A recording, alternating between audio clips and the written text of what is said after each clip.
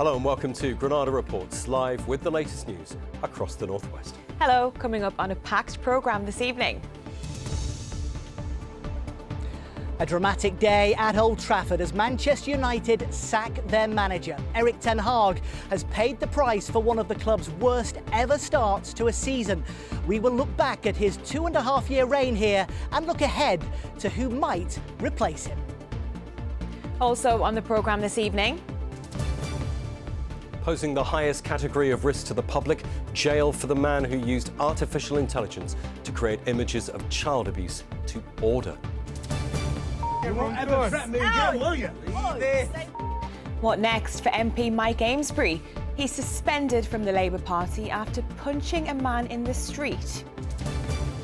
What a bargain. A high street chain pledges £2.5 million to Zoe's Place Baby Hospice towards their life-saving appeal. And we're live ahead of a star-studded comedy fundraiser in Liverpool. And Halloween high pressure. The rest of the week is looking dry. I'll have the forecast, which is certainly more treat than trick.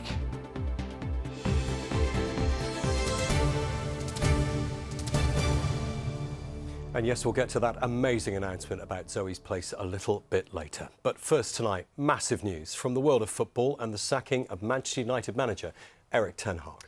Yeah, it's come after another defeat at the weekend, which left United well adrift of their major rivals in the Premier League. Let's join our sports correspondent Mike Hall, who's live at Old Trafford. Mike, United are making a bit of a habit of this, aren't they? Yes, they are, Rob. It's 11 years, would you believe, since the great Sir Alex Ferguson retired. In that time, 6 managers have tried and failed to bring the glory days back to Manchester United. Erik ten Hag's departure is big news, but not a big surprise. The only surprise, really, is that it's taken this long. It's felt like he's been hanging on here for months now, stretching way back into last season. And after such a poor start to this campaign, one of the worst in the club's history, United's owners have finally lost patience. And so, after 2.5 years at the helm, Erik ten Hag has gone. United say they are grateful for everything he's done, including, of course, winning 2 trophies. They have wished him well for the future. Chris Hall looks back at his reign. He's the man who brought silverware back to Old Trafford, but the trophies tell just half the tale. Nice to meet you. Erik ten Hag arrived to handshakes for a job well done at Ajax, where his 3 league titles had United fans dreaming. This club has a great history, and now, let's make a future. But frustrations from their past, like player power, quickly resurfaced. Within weeks, Cristiano Ronaldo refused to come on as a substitute, but did go on TV to blast his new boss. Later, Jadon Sancho also criticised ten Hag on social media. Both players were banished. The club asked me because there was no good culture before I entered last season to set some standards, and that's what I did. You have to be strong, absolutely. Other players became his dance partners as ten Hag took just 6 months to win the club's first trophy in 6 years, beating Newcastle to the League Cup. Are very important. This club is used to win trophies, big trophies even. So this is one. We worked really hard for it, and it has to be an inspiration because there has to come more. A week later, they lost 7-0 to Liverpool, and such were the feast or famine results to come. He ended his first year with a top 4 finish and an FA Cup final, stopped only by the unstoppable in treble-winning Manchester City. But season 2 saw United's worst start in 60 years. They finished 8th in the Premier League and bottom of their Champions League group. With the club's new co-owner, Sir Jim Ratcliffe, reportedly in talks with other managers, the FA Cup final again against City was billed as the final nail in ten Hag's coffin. But he wasn't done yet. He'd outmanoeuvred Pep Guardiola and masterminded a victory to flummox his critics, whom he confronted head-on. 2 trophies in 2 years is not bad, and if they don't want me anymore, then I go anywhere else to win trophies, because that is what I did my whole career. But you shouldn't listen to them pundits anyway. The pundits take no notice of the pundits. You had trouble to manage a team. So no, I won a championship with Sunderland. Give me some praise. Did some tough things. I agree. As well. I agree. The Red Army have stormed Wembley. The cup lifted, the pressure lifted. He survived an internal review as the club extended his contract. But the new season brought same old results, and scrutiny parked at Wembley was revved up again. Ten Hag's unshakable belief in his rebuild became the mantra of Manchester United. There's a project, there's a long-term project. We are still in the journey. We are in the process. I'm in a project. But after 2 years and 5 transfer windows, spending £600 million, patience in his process had expired. On day one, he promised to break up the dominance of Liverpool and Manchester City. And I admire them. I admire them both. But you will always see an era can come to an end. But it's the Ten Hag era which has crumbled first. Chris Hall, ITV News. Well, let's get some reaction to today's events. I'm joined by 2 United supporters, broadcaster Jay Motti and writer James Young. Jay, let me come to you first. Is this the right decision? I think it is, to be honest with you. You look at how the season started. We needed to start off on a positive note after last season where we finished 8th. That hasn't really happened, you know, to be sat in the bottom half of the table, to have some of the defeats that we've had. Yes, you can blame VAR and refereeing decisions, but ultimately there's no excuses for some of the performances we've seen, and it did feel like Erik ten Hag just sort of running out of ideas, to be honest. James, Ten Hag kept referring to those 2 trophies in 2 years, and they were special moments for supporters. But do you agree, is this the right decision? He's won 3 games all season. It's not good enough. I mean, Wembley was probably one of the best days I've ever had as a Manchester United fan, and I owe him that because it was amazing. But this season, it's been absolutely abysmal, some of the performances, and it can't go on like this. You know, most other teams would have got rid of their manager if we led them to their worst ever finish in 8th in the Premier League, and it just isn't good enough. And I think a lot of people have just lost a lot of patience with him, especially after Sunday. You can blame refereeing and performances and that sort of thing, but ultimately, it's not been good enough for 18 months now since the Newcastle League Cup winning. It's just been mediocre, numbingly mediocre. We know now that Ruud van Nistelrooy, who was assistant here to Ten Hag, he is now in interim charge. A hero here as a player. Do you think he'll want the job full time? I think he would. I mean, he's a winner, and we saw that when he was a player, the amount of passion that he showed for the club. And, you know, he's a good manager. He did a very good job with PSV. He's not someone who's just come into the coaching setup at United. He took almost a downgrade to come and just coach United from being a manager. So he definitely wants it. And I think he's definitely a manager that the fans can get behind as well. Those first few games, if he starts to get a win against him, and, you know, the fans still sing Ruud van Nistelrooy in the stadium. He's not played for United for years. They absolutely love him. Jay, we know that Ineos have close links with Gareth Southgate, but we're also hearing rumours that they've spoken to Xavi in the last few days. Who do you think they'll go for? Well, out of those 2, I definitely wouldn't want Gareth Southgate. I know he did a decent job with England, but I don't think he's cut out to manage Manchester United. Xavi would be an exciting appointment. Obviously, did well at Barcelona, did fantastic well as a player, also won the Liga as a manager. But I don't know, I think, you know, there's a possibility that Ruud van Nistelrooy could be brought in on a permanent basis. I'm just hoping that Ineos have got some more ideas. I hope they've got a plan, because this feels a little bit haphazard, like they don't know what they're doing, and hopefully they'll have a list of managers and they can go through that. Well, on that subject, how do you think Sir Jim Ratcliffe and his team have handled this whole affair? Because it does feel like, had they acted more decisively, sooner, you might have had Thomas Tuchel, you might have had Maurizio Pochettino. They've now both got jobs. How do you think they've handled the situation? It's been a little bit messy. You saw in the summer where after we won the FA Cup, like James said, was a fantastic result and a fantastic day. It seemed like they were going to get behind him. Then you heard they were interviewing managers like Thomas Tuchel. Then all of a sudden they wanted to keep Erik ten Hag. Then you had this feeling they weren't that keen on him. I think the 1-year extension kicked in on his contract, so it didn't feel like they were fully behind him. And then you're in this situation now where we're in October, and obviously they've pulled the plug, but it could have been sooner, to be honest with you. A lot of people thought he was going to go in the international break.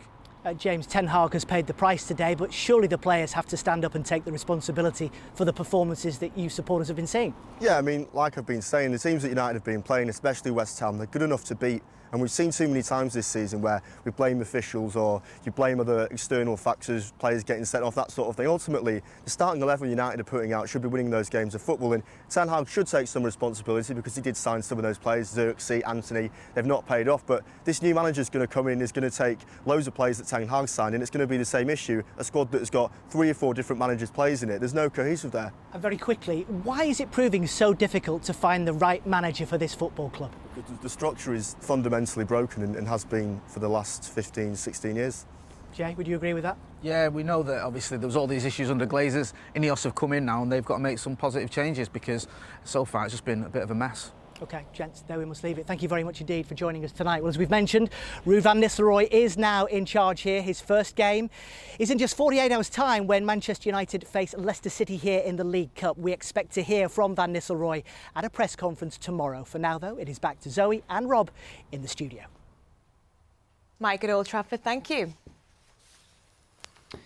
Well, next, a warning of a very distressing story. A man who exploited artificial intelligence to create horrendous fake images of children being abused has been described by the probation service as posing the highest category of risk to the public. Paedophiles would make requests for certain images to 27-year-old Hugh Nelson from Bolton. He would then use his AI skills to turn actual photos of children into very realistic content of them being physically and sexually assaulted. Nelson's parents were at the Crown Court in Bolton to see him jailed for 18 years and put on the sex offenders register for life. More now from our reporter, Tim Scott. Using photographs of real children, he created depraved images which he sold online. Not only that, but Hugh Nelson encouraged others to sexually abuse children as far away as Italy, France and the United States. He is a very dangerous and depraved individual that was encouraging people to commit actual physical offences against very vulnerable children. And with him being in custody, that means that there are some children that are safer off as a result. He has openly admitted that he has a sexual interest in children. So I think that's first and foremost one of his primary motivators for this type of offending. Here, Nelson admits his attraction in his police interview. I am sexually attracted to some kids. Nelson told police he used commercial AI software to create the images of children. He said those images got progressively worse and his sick enterprise took over his life. I fell into this pit of despair and absolute grotesque behaviour, and it just spiralled and just got worse. But I've been completely swept up in it. It's taken over my life, sort of thing. The nature of his offending has demonstrated that the images that have been created have become more graphic in nature as time has gone on. And as a result of that, obviously we can't predict that what he would have gone on to do, but it's an indicator that he was becoming more and more sophisticated in what he was producing. Nelson was sent photographs of children by their fathers, uncles or family friends. They pay him to turn the photographs into AI images of those children being sexually abused. Two of the children, according to the chats, were 9 years old, and that certainly accords with how they looked in the images.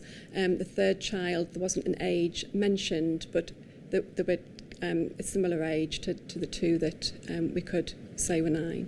We know that Nelson's been prosecuted for not just making these images, but inciting offences against children. Do we know those offences actually took place? We have digital media. That's what we've got.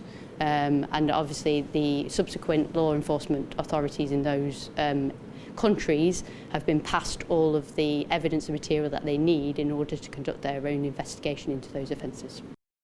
Tim Scott, ITV News. Well, if you've been affected by any of the issues brought up in Matt's report, you can find help and support on our website. That's at itv.com/Granada. The Prime Minister says video footage of the Cheshire MP Mike Amesbury seemingly punching a man in the street is, quote, shocking. The footage, which has been circulating online, appears to show the MP for Runcorn and Helsby hit a man, then punch him several times again after he falls to the ground. Mr Amesbury claimed he'd been threatened during an incident and called police himself. They say an investigation is ongoing tonight. Our political correspondent, Leisha McNally, reports. Friday night in Frodsham, and a scene that few would expect. The man facing the road is the local MP, seen to seemingly punch a man in the street, landing several more blows as he lies on the ground. Mike Amesbury, the Member of Parliament for Runcorn and Helsby, has now been suspended from the Labour Party and sits as an independent. It was a shocking turn of events for voters here, who less than 4 months ago returned him to Parliament with an increased majority. I did vote for Mike, actually, in the election, and to see him behaving like this is quite surprising. I have watched the footage. It doesn't make pleasant viewing whatsoever. I'm a bit surprised he was out at 3 in the morning. But we don't really know what happened, do we? He's done a lot for Runcorn and for this area. I would definitely vote for him again. If you want me to be very honest, I think he's got to go. I think he's got to resign. Sad, but that's the case. Mr Amesbury says he contacted the police himself to report what had happened. In a statement, the backbencher added, "I was involved in an incident that took place after I felt threatened following an evening out with friends. I will not be making any further public comment, but will of course cooperate with any inquiries if required by Cheshire Police." However the police investigation goes, it's a negative news story looming large in Budget Week, a distraction Labour could do without. During a preview speech this morning, the Prime Minister sidestepped a question about whether Mr Amesbury should resign, but did say this. I've seen the video footage. It's shocking. We moved very swiftly to suspend him as a member and as a Member of Parliament. There is now a police investigation, and in the circumstances, you'll appreciate there's not much more I can say about that. Of course, his political rivals do have plenty to say. Reform UK came second here on polling day and are now calling for a by-election. Mike Amesbury now faces difficult questions about his future. But just 2 days away from a tax-heavy budget, his former party is facing them too. And this is far from the scene setter they wanted. Leisha McNally, ITV News. Liverpool's iconic Radio City Tower, the St John's Beacon, won't be a radio station anymore from this Christmas. Power Audio, who own the 2 stations that broadcast from there, are moving out after not renewing the lease. The last programmes will be made at the tower on Christmas Eve. The company plan to keep leasing the famous sign, but want to change the wording. You're watching Monday's Granada Reports. Here's what's still to come on the ITV Evening News at 6:30 with Mary. Coming up on the ITV Evening News, England's £2 cap on bus fares is to rise to £3 as the Prime Minister warns of the tough decisions to be made in this week's budget. Nobody wants higher taxes, just like nobody wants public spending cuts. But we have to be realistic about where we are as a country. Erik ten Hag is sacked as Manchester United manager. So who's in the frame to take over? And the Halloween sweets that are more trick than treat. Would you join me for those stories and more at 6:30? Well, speaking of Manchester United, back to sport now, and it's all change at the top of the Premier League. Yeah, that's right. United 12 points behind the leaders, Manchester City, who've moved back ahead of Liverpool. Well, the champions have leapfrogged their closest rivals after maintaining their unbeaten start to the season. Well, to the Football League, there's an all-North West affair at Bloomfield Road tonight as Blackpool take on Wigan Athletic in League One. Both are at the wrong end of the table, unlike Bolton Wanderers, who are now just 2 points outside the playoff places after their 1-0 win against Peterborough. Elsewhere up in the Championship, Preston North End threw away a 3-0 lead to draw 3-3 with Plymouth. Burnley's game was goalless and Blackburn lost. So to League Two, where Crewe remain in the playoff spots thanks to their 3-1 win against Tranmere. Salford City recorded back-to-back victories. They won 2-1 at Colchester, and Barrow had to make do with a point. They drew 1-1 at Bromley. Well, next to International Rugby League, and Warrington's Matty Ashton was among the heroes as England beat Samoa in the opening match of their 2-test series. The Warrington Wolves winger scored 2 tries in the 34 points to 18 victory at Wigan's Brick Community Stadium. And finally from me to a big win in the boxing ring for Chorley's Jack Catterall. He topped the bill at Manchester's Co-op Live Arena against the American Regis Prograis. The light welterweight contest was full of drama with both men hitting the canvas. Catterall won on points. He's now hoping for a world title shot in the new year. Yes, well done to Jack. That is all your sport for tonight. David, thank you very much indeed. Can I just say, David, well done on Warrington Wolves winger. Tongue twister there. Lots of W's. OK, finally, some wonderful news for Zoe's Place, the children's hospice in Liverpool, which needs to raise £5 million or shut at Christmas. Yeah, the high street retailer Home Bargains, based in Liverpool, has pledged £2.5 million to the fundraising appeal. It's been announced as stars like John Bishop and Jason Mansford gather for a comedy fundraising night at the city's Hot Water Comedy Club tonight. Our correspondent Victoria Grimes is there. Vicky, does this mean Zoe's Place are almost there in terms of the money they need? Oh, Rob, it's fantastic news, isn't it? Absolutely wonderful, a huge donation. They're not quite there yet. Gina from Zoe's Place is here now. She's going to tell us what's happened today. 2.5 million. What is that going to mean, Gina? It is the most incredible donation we could possibly have had the call about. Home Bargains have stepped up and they've pledged the 2.5 to go towards the 6.4 total. We're not all the way there yet, but we are just short of £1 million, and we know with what's gone on so far, I don't think it seems that far out of sight for us. Does it feel like it's doable? Does it feel tangible almost? It's one of those things where you can't let yourself get too overly excited about it, because if you do, you'll sort of lose track of the path that we're on. But yeah, it does really feel like it's in sight. Just remind everybody why you're having to find this money now. So unfortunately, the lease on the premises that we're in at the moment ends in June of next year. We've been there for 30 years next year.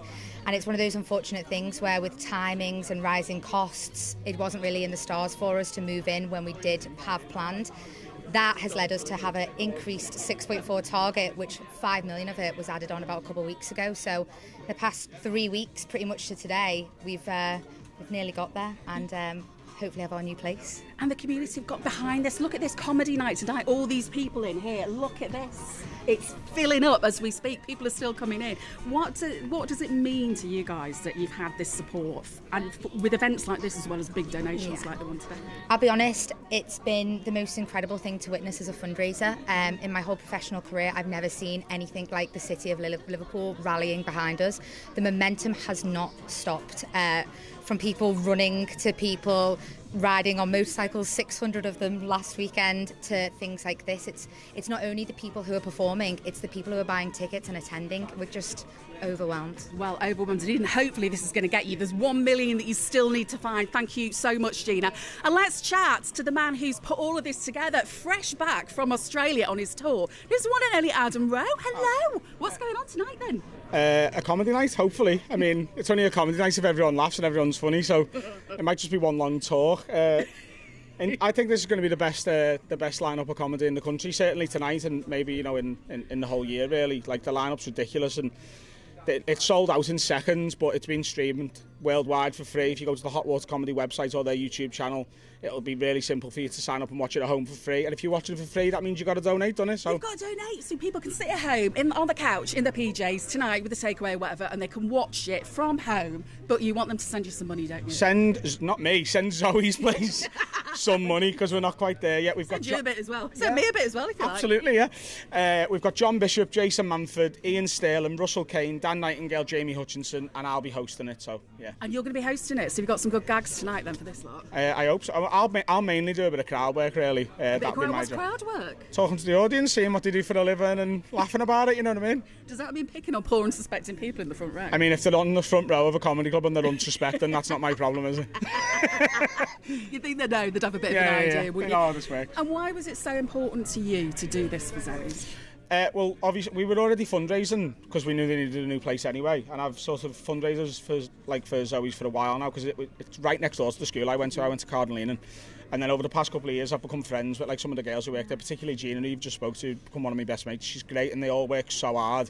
So when she asked me to do the cycle around India that we're doing in a few weeks, I signed up for that almost straight away. It took a bit of talking into, and then last week when, obviously she told us they got the news that we're closing, and I just had this sort of chip on my shoulder where I was like, we'll just see about that. We're just not going to let that happen, and look at us now. And that's it, isn't it? Look at you now. This is an amazing night, Adam. Thank you so much for chatting to us, and good luck with it all. I hope it goes well. Hope you don't get heckled. Hope it's a nice I don't mind getting heckled, but if you are watching at home, this is a comedy night, so strap yourselves in. It's not all like BBC, ITV, family friendly, safe stuff. It's a normal comedy night, so wear your boots. We'll leave it there because we're still before the watersheds. Adam, thank you. Back to you.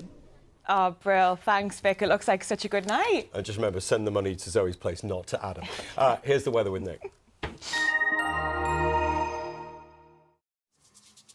Mum, wet wipes, toilet or bin? Bin. Why? United Utilities sponsors ITV Granada weather. Well, it was a pretty rough night last night, up to 30 millimetres of rain in the wettest spots, blustery too, so sea foam on the beach at Cleveley's this morning. Things are now settling down for the rest of the week. We'll see a lot of dry weather. Don't expect a huge amount of sunshine. It will be mild. Now, the reason things are changing, we've got a big area of high pressure that's sliding in across the UK. So whenever you see that, you know things are going to be predominantly dry. There's a lot of cloud trapped underneath the high pressure though, so sunshine will be limited.